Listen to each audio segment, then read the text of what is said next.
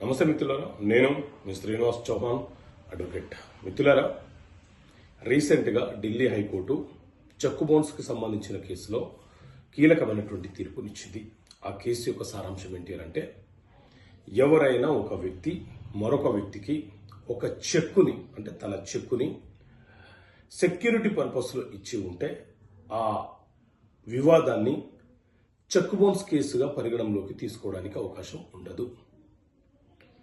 ఆ ఇద్దరు వ్యక్తుల మధ్య అప్పుకు సంబంధించిన ట్రాన్సాక్షన్స్ ఏమీ లేకుండా ఉంటే ఆ చెక్కుని సెక్యూరిటీ పర్పస్లో మాత్రమే ఇచ్చినట్లుగా భావించబడుతుంది అని చెప్పి తీర్పునివ్వడం జరిగింది.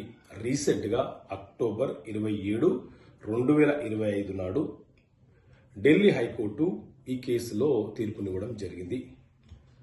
Shri Saptagiri sponge private limited versus VNR అనే ఈ కేసులో ఢిల్లీ హైకోర్టు ఈ అంశాన్ని ప్రస్తావించింది.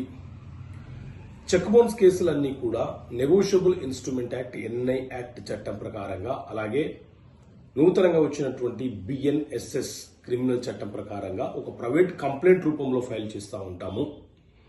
సో చెక్ బౌన్స్ అనేది ఏ సందర్భంలో ఫైల్ చేస్తాము అంటే, అవతల వ్యక్తి మనకు చెక్ ఇచ్చి అతని అకౌంట్లో డబ్బులు లేకున్నా చెక్ ఇచ్చి మోసం చేసే ప్రయత్నం చేసిన సందర్భాలలో, సిగ్నేచర్ మ్యాచ్ కాని సందర్భాలలో, లేదా అతను అకౌంట్ క్లోజ్ చేసి మనకు చెక్ ఇచ్చిన సందర్భాలలో మనము అతని మీద చెక్ బౌన్స్ కేసును ఫైల్ చేస్తుంటాము.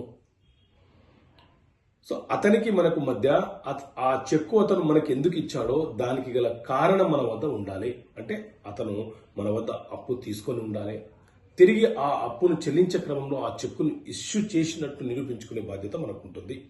ఇలా కాకుండా security purpose, check issue towards security పర్పస్లో అయితే ఆ చెక్కుని చెక్ బౌన్స్ కేసుగా పరిగణనలోకి తీసుకోవడానికి అవకాశం లేదని ఢిల్లీ హైకోర్టు ఇచ్చినటువంటి తీర్పు.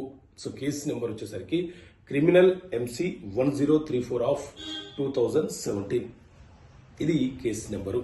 మీకు ఎవరికైనా సైటేషన్గా ఉపయోగపడే అవకాశం ఉంటుంది. సో అసలు చెక్ అంటే ఏంటి, చెక్ బౌన్స్ అంటే ఏంటి, చెక్ బౌన్స్ కేసులు ఎక్కడ ఫైల్ చేయాలి, చెక్ బౌన్స్ కేసు వేసిన వ్యక్తి ప్రతి వాయిదాకు కోర్టుకు వెళ్ళాలా, రైట్, ఏ సందర్భాలలో చెక్ బౌన్స్ కేసు వేయవచ్చు, చెక్ బౌన్స్ కేసులో శిక్ష తప్పదా, చెక్ బౌన్స్ కేసులో కాంప్రమైజ్ కావచ్చా, ఎప్పుడు కాంప్రమైజ్ కావాలి, ఇలా బేసిక్ ఇన్ఫర్మేషన్ అనేది మనకు చాలా అవసరం. సో ఆ సమాచారాన్ని మీకు ఈ చట్టపరమైనటువంటి సమస్యలకు పరిష్కారం పుస్తకంలో మీకు అర్థమయ్యే భాషలు వివరించడం జరిగింది. ఈ పుస్తకం కావాలనుకుంటే ఇక్కడ కనిపిస్తున్న నెంబర్ కాల్ చేసి మీరు ఈ పుస్తకాన్ని పొందవచ్చు. ఓకే మిత్రులారా, థ్యాంక్ యూ. జై హింద్.